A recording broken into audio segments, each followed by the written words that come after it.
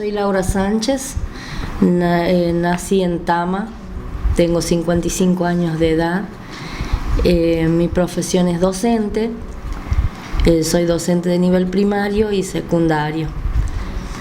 Sin embargo, mi niñez ha transcurrido en Tama, departamento Ángel Vicente Peñalosa, donde cursé mis estudios primarios en la escuela número 80 y los secundarios en el Colegio Nacional Obispo Abel Bazán y Busto, que después pasó a ser colegio provincial.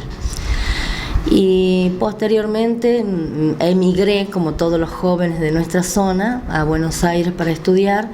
Estudié 3 años medicina y por razones de que falleciera mi padre tuve que volver. Y entonces, como no había otra opción en el lugar, comencé a estudiar para maestra, profesora de la enseñanza primaria con orientación rural. Y bueno, y ahí me recibí. Después, posteriormente, estudié para docente de inglés. Y con eso trabajé en el Colegio Obispo Abel Bazán y Busto, pero ya como colegio provincial. Bueno, y nuestro departamento tiene características muy bellas, tiene una sierra que es como su columna vertebral, con paisajes de llano, de valles, vertientes. Si bien ahora el agua escasea en nuestro departamento, no siempre fue así. La tala del bosque y del monte que se ha realizado en forma indiscriminada con la llegada del ferrocarril ha hecho que el agua sea ausente. Hay algunos escritos de los generales que lo perseguían, el general Peñalosa, el Chacho, donde dice que lo habían perseguido hasta Tama y que el monte era tan espeso que no pudieron seguir. Entonces, si nos vemos al monte nuestro actual, nos damos cuenta que no es la mitad de lo que era antes. Eso ha sido el perjuicio que nos ha dejado el ferrocarril, como también nos ha dejado otros beneficios, porque bueno, hay gente que se benefició en ese momento con la venta de la leña, del carbón, de los minerales y de los productos que elaboraban. Si comenzamos por Punta de los Llanos, ¿no es cierto? Punta de los Llanos nace con el ferrocarril y se destruye un pueblo que era Catunita.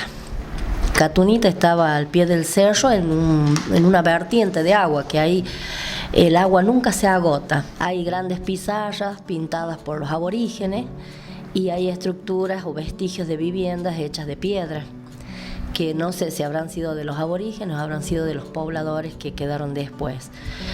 Yo entrevisté a una señora de 104 años cuando estaba haciendo mi trabajo final para recibirme de maestra, y era una persona que estaba ciega pero muy lúcida. Ella me contó cómo era la vida en esa época, en ese lugar, y cómo ellos se fueron trasladando desde Catunita a Punta de los Llanos. Si seguimos en la costa del cerro, ¿no es cierto?, vamos a llegar a Alcázar. Pero antes, entre Punta de los Llanos y Alcázar, había 18 puestos rurales, hasta el año 1987, 89, por ahí. Las grandes sequías y el poco apoyo del gobierno a los productores ha hecho que estos productores abandonen esos puestos rurales y se emigren, se vayan. Han emigrado a la ciudad o a los centros más poblados como Tama y Punta de los Llanos, Chamical, o a la ciudad capital de La Rioja. Desgraciadamente en el campo no queda casi nadie, ya hay 1 o 2 puestos habitados. Y esos campos producían animales, producían, ¿sí?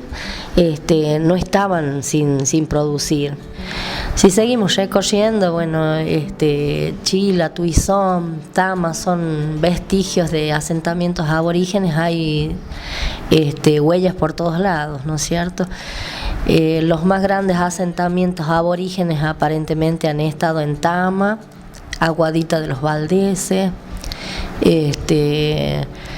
la Quebrada del Niño Dios, y bueno, y todo el costado de la sierra. Colosacán, Tasquín, y bueno, y si seguimos así hacia el cerro van a encontrar siempre vestigios de los aborígenes. Están escritos en un censo de 1795 donde todavía había aborígenes, no muchos, pero había, y los más numerosos estaban en esos lugares. Ese censo de 1795 yo tengo una copia porque Monseñor Golbach, que era un sacerdote que estuvo 50 años con nosotros en Tama, me supo regalar una copia cuando yo era muy chica, porque tenía 15 años yo, y él era muy sabio. Me dijo: te dejo esto porque cuando yo me muera, todo lo que hay en la iglesia archivado y guardado, que es historia y todo, va a desaparecer, me dijo. Y así fue. Yo en principio, como era tan joven, no tenía la idea del valor que tenía esto, pero gracias a Dios mi mamá lo guardó y no se perdió. Ese censo es de 1795, lo inicia un sacerdote que tarda 10 años en terminarlo, porque no es solo de nuestro departamento, sino de todos los llanos de La Rioja. Y ese censo lo ordena el deán Funes, por orden de él es que se hace. Y esto es la fotocopia de un libro que había en la iglesia de Tama. Ese es el censo, tiene más de 60 páginas y ahí se pueden observar todos los lugarcitos de los llanos, ¿ve? Comienza desde Patquía y si vos seguís viendo vas a ver todos los lugares que el padre los ha ido marcando con rojo para que yo los viera, ¿ve? El lugar de Chañar, viste, así. Están todos los llanos de La Rioja. Ven, dice Aguadita. Él ha ido desde Patquía hacia el sur. Acá dice arriba de las Salinas, dice lugar de la Quebrada. Lugar de la Quebrada, esto es en Carrizal, la Quebrada del Niño Dios. ¿Ve? Después sigue Carrizal. Posteriormente dice lugar de Guaja. Si buscamos el lugar de Guaja, esto es en 1795, cercano al nacimiento del general Peñalosa, no figuran los padres de él viviendo en Guaja. Figuran viviendo en Malanzán, que el padre Golbach los ha marcado. Lugar de Malanzán, y acá marcado dice Don Nicolás Peñalosa. Y figura en una casa en Malanzán, porque el sacerdote ponía otra casa y iba anotando los que vivían en esas casas. Bueno, y vivía con María Funes y sus hijos, y ahí los nombra. Y los hijos de Don Nicolás Peñalosa, de la primera mujer, o sea que él había enviudado y se había vuelto a casar. De ahí figura Esteban Peñalosa, Antonia Peñalosa, Teresa Peñalosa, sus agregados, dice. Ahí agregados aparentemente eran los empleados que ellos tenían ahí en ese lugar.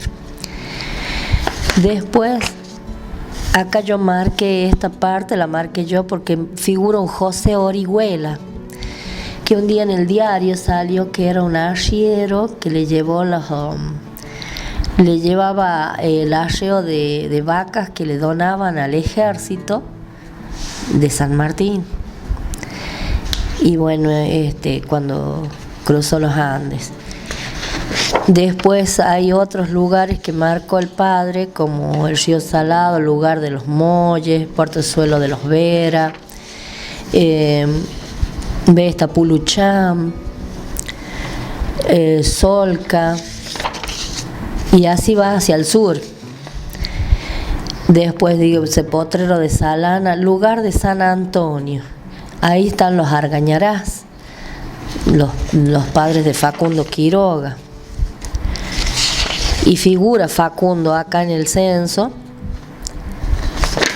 figura como un niño de 6 años, creo que si no me equivoco. Es cierto que Facundo figura en un lugar que se llama Calera, acá está. Don Prudencio Quiroga, doña Juana Argañarás y sus hijos, Claudio, Juan Tomás, Cándida, María Lina y Juan Facundo. Juan Facundo le pone una P, que la escribe al revés, y quiere decir párvulo, de 6 años. Bueno, y ahí sigue a Ñoquebe, o sea, en ese lugar llamado Calera es donde vivía Facundo Quiroga. No sé si es el mismo lugar que ahora le llaman Anahuacio o será otro, no sé, pero figura como Calera ahí. Después dice el lugar de Santa Rosa y sigue así hacia el sur hasta que llega a Chepes, ¿sí? Después dice Catuna, Valle del Medio, dice desde Catuna hasta Chepes. Y así continúa. Hay otras anotaciones y bueno, ya llegamos a Tama. Lugar de Tama, dice capilla, parroquia. Y ahí muestra todos los que vivían en la zona y está marcado los padres de la Victoria Romero. El padre del obispo Abel Bazán y Busto, también la familia. ¿Ve? Andrés Bazán, María Herrera, Josefa Fernanda, María de la Asunción, Mónica, Bernardino y Bernabé Vicente. Son los de la familia del obispo Abel Bazán y Busto. Y acá en la casa 9 es donde está don Bartolomé Romero con doña Ana María Herrera. Y sus hijos, Antonio, no más figura porque la Victoria todavía no había nacido, nace en 1804. También hay otra anotación en otros pueblos, como por ejemplo el apuesto familiar de el padre José, como él tenía todos los libros de la iglesia, iba sacando, digamos así, los árboles genealógicos, y figura una familia también de Pedro Ignacio de Castro Barros, familiares así. Bueno, y así están todos los llanos de La Rioja, están censados acá. Hay un censo anterior de 1600 y algo, pero no lo tengo yo, el que él me dejó es esto. Después la capilla de Solca, el Saladillo, bueno, y va dando vuelta. El lugar de Guadalupe, hay algunos lugares que ya no se los siente nombrar o habrán cambiado de nombre. Ve el lugar de Nacate, Mascacín, Casangate. Y seguimos así todos los llanos de La Rioja. Bueno, en cuanto a los personajes distintivos de nuestro departamento, se han destacado, bueno, el general Ángel Vicente Peñalosa y su esposa Victoria Romero, que han sido dos personas que han luchado por los derechos sociales, los primeros luchadores de los derechos sociales de los pobres en nuestro departamento y en los llanos de La Rioja. El obispo Abel Bazán y Busto, un destacado personaje de nuestro pueblo, que si bien desarrolló su actividad fuera de la provincia generalmente, siempre estuvo presente. También se destaca Rosa Bazán de Cámara como escritora, que tiene varias obras, entre ellas la más destacada, que es El Pozo de Balde, que narra y relata todos nuestros paisajes con un detalle excepcional, y narra una historia que es propia de la idiosincrasia de nuestro pueblo. También se destacó el doctor Francisco de la Vega, que me gustaría que se sepa más de él, se sabe muy poco. Y también me gustaría que algún día se destaque a las mujeres de nuestro departamento, porque hemos tenido un acervo de mujeres muy destacadas, muy capaces, que han desarrollado una actividad única, como es doña Delina Roldán, que fue la primera diputada nacional mujer, y la primera intendente mujer también fue nuestra, que es doña Isabel Romero de Peñalosa.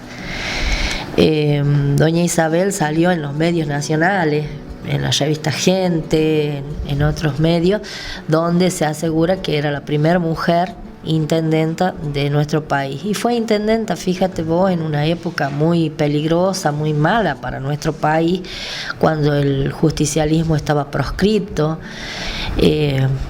Y eso ha llevado, digamos, a unirse el radicalismo con el justicialismo de nuestro departamento. Si bien eran siempre opositores, se han unido aquella vez. Se han unido porque, bueno, el radicalismo no tenía alguna figura representativa seguramente en ese momento, y el justicialismo tenía la mayoría de los votos, pero no podían presentarse porque estaban proscriptos. Entonces decidieron ofrecerle al esposo de ella primero el cargo de intendente, como candidato a intendente, y él no aceptó, pero sí les dijo que él creía que su esposa era capaz de hacerlo. Y bueno, y así fue durante muchísimos años intendenta, y cómo habrá sido de buena intendenta que los militares en cada golpe que hubo la dejaron. No la tocaron, no la cambiaron, la dejaron, siguió siendo intendenta en la época de proceso, y después volvió a ser electa y volvió otra vez a ser candidata de los militares, y así estuvo en varios periodos. Y bueno, fue una mujer muy justa, muy trabajadora, hizo muchas cosas por nuestro departamento. Acá tengo documentación de que ella festejó los 150 años de la independencia. En ese año se le pusieron los nombres a las calles de Tama, se trazaron las calles, se puso el monumento a la familia en la plaza. Bueno, se hicieron distintas obras en memoria a aquella independencia que cumplía 150 años en nuestro país. También deberíamos destacar otras mujeres como las que tenemos ahora contemporáneas. Me gustaría que se las destaque y que se narre su historia ahora que están vivas, porque después se pierde y ya no es lo mismo que te lo cuente otro que te lo cuente el protagonista. Son personas destacadas como es doña María Roldán de Roldán, como es doña Carmen Bazán, como lo es doña Nicolasa Suárez de Carrara. Mujeres que han nacido en nuestros pueblos y que se han destacado, doña Elena Moyano allá en Carrizal, y así tantas otras que se han destacado como docentes, como transformadoras de nuestra sociedad. Después preguntaban ustedes sobre dónde se encuentran los restos del general Peñalosa. Había una versión por ahí que alguien contaba que Victoria había pedido que la sepulten en Atiles y que supuestamente por eso debería estar sepultado ahí. Yo no sé si será verdad, pero teniendo en cuenta que al general Peñalosa lo han decapitado, que su cabeza fue puesta en una pica en medio de la plaza, yo no sé si a su cuerpo lo habrán entregado en el momento, lo habrán dejado ahí o se lo han llevado los militares estos que estaban encargados de matarlo, habrán tenido tiempo la familia de llevarlo hasta Atiles, como dicen otras versiones. Realmente no lo sé, yo nunca vi ningún documento, ningún escrito. Conozco algunas cartas que leí de Victoria al general Urquiza, pero en ninguna parte menciona algo así. Me preguntaban de las autoridades del departamento si se preocupan por la historia, por el acervo cultural que tenemos nosotros. En los gobiernos anteriores poca importancia se le ha dado a la cultura. Este último gobierno un poco más, se tuvo más cuidado con preservar, se armó el museo con la ayuda del padre Luis, un pequeño museo que hay, aunque hay muchísimas cosas que están abandonadas. Yo conozco porque yo hice el inventario de la iglesia de Tama, y en la torre de la iglesia puedo asegurar que hay documentos muy importantes guardados en cajas y valijas, como también hay, por ejemplo, mantos de la Virgen antiquísimos, bordados en un tipo de metal que no quiero asegurar que sea oro, pero puede ser, es algún metal brilloso. Los hilos son de metal, no son los hilos comunes que usamos nosotros ahora, y están esos mantos guardados en valijas y cajas ahí en la torre de la iglesia. Hay obras de arte en la torre de la iglesia, como es la tapa de la pila bautismal, que es de madera tallada, preciosa. También están guardados los armonios antiguos, uno antiguo y hay otro más moderno que usaba Monseñor Golbach.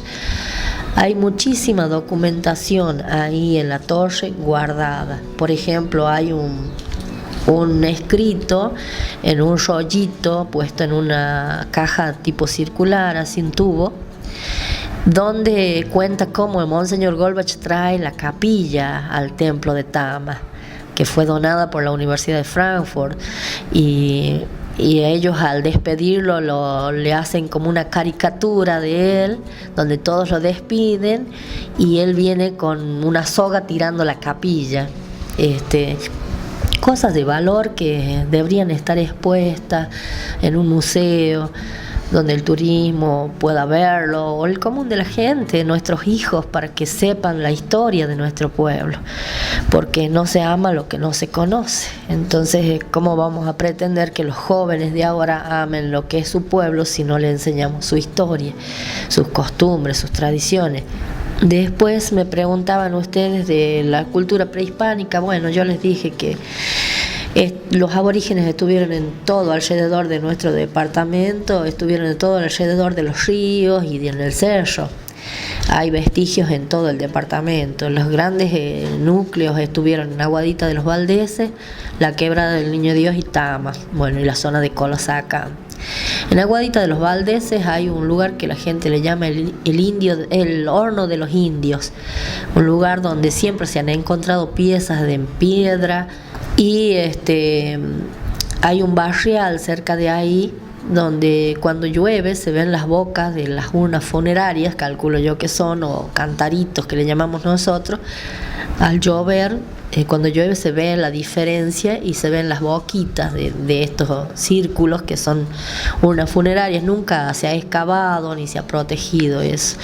En una época, cuando yo era coordinadora de cultura del municipio, le pedí a la entonces Universidad Provincial de La Rioja de que preservaran ese patrimonio, porque estaba siendo saqueado, llevado a museos particulares a Mendoza, pero no recibí apoyo ni nadie me escuchó en esa época.